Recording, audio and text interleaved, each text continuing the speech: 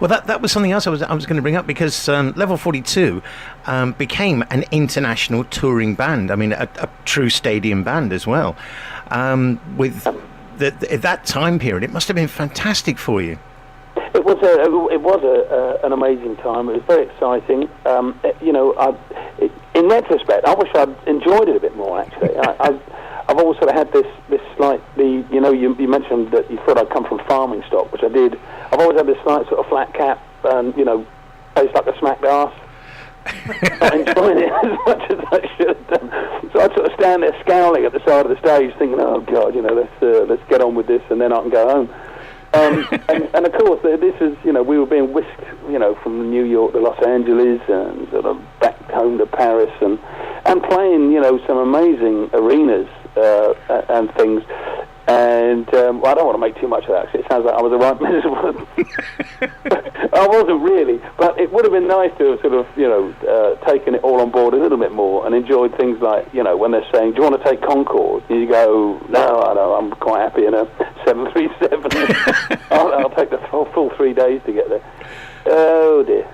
But what about TV appearances and things like Top of the Pops? Because I mean, that at one time you were on there nearly every week. We Universal Music have just put out a 4 CD box set called Living It Up. Level 42 30th anniversary edition.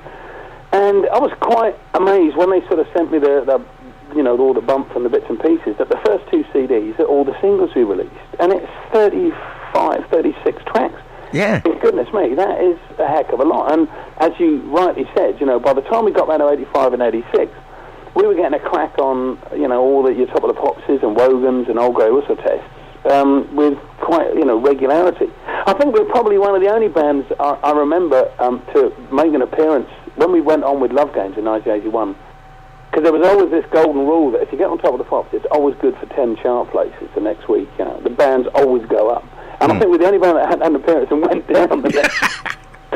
So, it was, I think there we are. It was all etched in stone that we were a band that were going to change the rules. Now, with Level 42, the band still tours. The band still exists. Okay, maybe without Boone and Phil, but the band is still a working touring band, isn't it? Very much so. Boone and Phil left in 1987.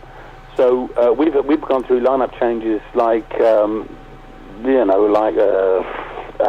we've been through so many, really. We've got a great lineup at the moment. Got Pete Biggin on drums, who's a fantastic drummer. We've got my brother Nathan King on guitar, vocals. Sean Freeman, great sax player from Newcastle. You can't understand what he says, but he plays brilliantly. And Mike Lindup, of course, is still on keyboards and vocal duties. But the way that I sort of see the band is it is what it is. It's we've tried to consistently keep the quality of the music up that we play and have made over the years. And it's really just about that thing of keeping that going. And whoever's in it is whoever is in it at that point in time. That yes, you can say, and quite rightly so, that it's the sum of the parts is greater than the thing of the nerdle, or whatever the hell they're saying is.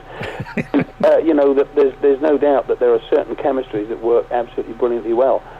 But you've got to roll with things, and as things change and as time moves on and things develop, you suddenly look around and you think, wow, I'm 30 years down the line here, and what has it taken to get this far? And you realise that that's it, you roll with the punches, I think if you stand there with your chin out, you're liable to get knocked over. That's true. During the 80s, though, whilst you were actually in Level 42, and Level 42 was at its height, you also did a lot of guest appearances on other people's albums, like Nick Kershaw and Midge Ure. Yeah, well, I didn't do a huge amount of it. I remember sort of speaking to my manager at the time, saying it's funny that that there aren't more sort of offers to come in. And they said, well, I think the thing is, Mark, I think they find you a bit daunting because it's that rather than do the regular bass players thing is to stand cool. I think Bill Wyman, who I've met, and he's a fantastic guy. And I think Bill Wyman is your archetype, or what most people will think of as a bass player. And ideally, if you're someone great, guitar grinding, guy up front, that's really what you want to do behind you playing bass. you don't particularly want some guy stood there beating 7 bells out of it and taking some of the limelight from you, do you? I suppose not. No. Yeah, you know, in that sort of situation, it was great because Midge is a great musician, and so's Nick Kershaw actually. And so to go and you know, I think they played sort of a kind of music that gave me the opportunity, or that they felt that my bass playing would be quite at home on, you know. But of course, it wouldn't work for everybody.